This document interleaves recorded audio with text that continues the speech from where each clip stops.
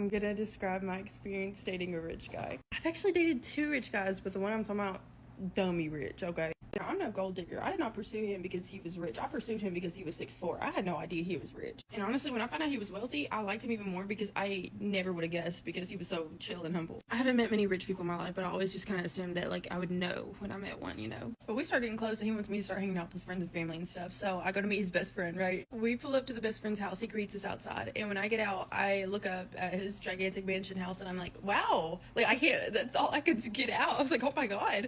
And he literally was like, yeah, you don't see shit like that in Atlanta, do you? I'm from Atlanta, so I'm from Atlanta, Texas.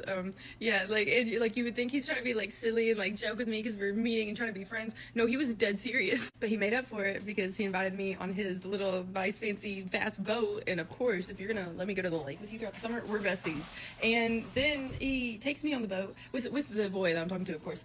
And we're wearing the same Birkenstocks, right? But he asks me if mine are real. And I was like, yeah, my mom got these for me off the Birkenstocks website. And he was like, oh, I'm sorry, I didn't know like someone like you would have something like that.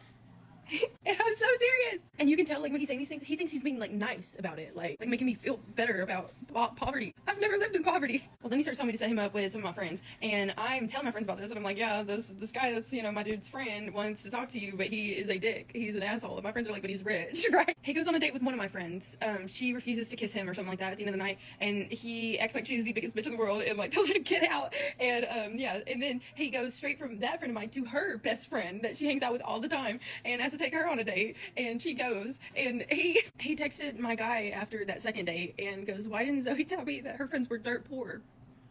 The first friend he took on a date lived in a 2-story house. So that was my first time getting close to, like, 2 super rich people. And, like, one of them was super cool and humble and nice and awesome. And the other one was not. And he killed someone and got away with it.